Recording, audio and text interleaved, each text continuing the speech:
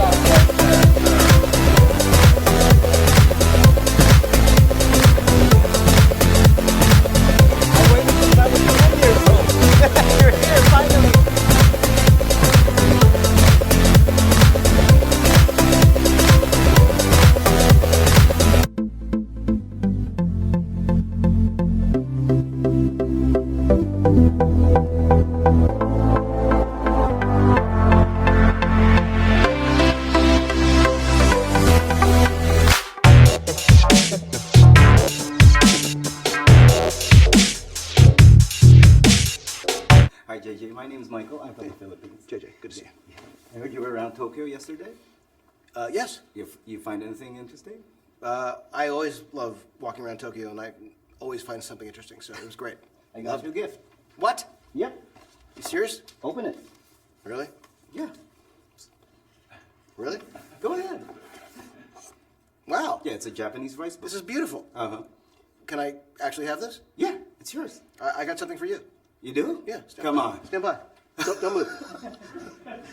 It's a bad robot painting. Oh, I love Bad Robot. See? There you go. Uh-huh. All right. Well, Wow. I'll keep this on my table there. Yeah, I know. You know what you can use it for? Oh, because I knew it was a trap. Yes? The Rise of Skywalker. Okay. Okay, seriously. Are you kidding me? The Rise of Skywalker? The Rise of Skywalker. That was unbelievable. It was worth a shot. I will take this home, though. Okay, yeah. Thank you very much for that. Thank you, too. Okay. When I first saw The Force Awakens, I immediately noticed the nod to the original trilogy. You know, the shots, the tone, the way the movie was filmed. I mean, the process, and you used real creatures instead of CG. Also, they used some film, which a lot of people, including myself, really appreciate. Oh, thanks. Well, did you find it necessary as a filmmaker to do it that way? Well, I think I approached each of them a bit differently. The first one was very much about going back to a feeling and to say that in that place, in that world that we knew, which was the films that we loved, it was their history. Yeah. That it felt visually familiar, that there were certain themes that felt that they were recurring, to introduce new characters, a new story, and to tell a story about a next generation and how that generation deals with the issues of the past, some things unresolved, some things, the idea that evil always kind of comes back and has to be handled. That balance is not infinite. You have to work at it. Okay. And using film, using familiar camera, moves and things was something that The Force Awakens felt like it needed to sort of reestablish a sort of a vibe. On Rise of Skywalker, I didn't feel like that was necessary as much, and so you went all J.J. on this one. well, my approach was much more instinctive and intuitive, rather than adhering to a style that I felt that I needed to honor. Okay. Back in the day, they made big sets with the original trilogy, but yours are even bigger, wilder now, even with the advent of CGI. Could you have finished the movie without, say, a life-size Millennium Falcon? I mean, was it necessary? In fairness, we never built a life-size Millennium Falcon. We built pieces. So I guess, yes, we could tell the story without a life-size Millennium Falcon. And a lot of the sets were things that were, as large as they were, needed to be, augmented or extended in CG. But, we tried to build as much as we could, because I think it helps everyone. It helps the actors. It helps the look of it, certainly. It helps the CG, whatever, augmentation happens, adhere to something that is true, that is visually present and photographically real. And I think that, I remember every scene with Rey, with BB-8, for example, in The Force Awakens, we talked a lot about, well, maybe we'll make BB-8 CG. But by having having the droid be puppeteered, I watched Daisy behave in a way with that physical thing that never would have happened had it been put in later. Okay, so I think that's all the time I have. Oh, well. Too bad, yeah. Look what I got, though. Yeah. And finally, a selfie? Sure. Yeah, okay. I'm gonna do a video selfie. Uh-oh. Yeah, just no reading, no nothing. Just, yeah. Away with something. Can I poke you? Make sure you're real. I'm real.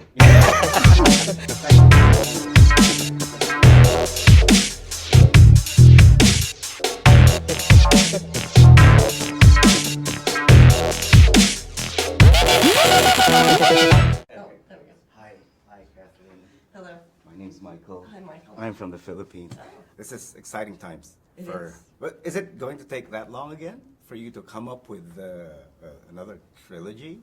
Or is it going to be like a regular thing now that... Yeah, we're not really doing trilogies per se, but we are talking about stories that will now take us beyond the Skywalker saga.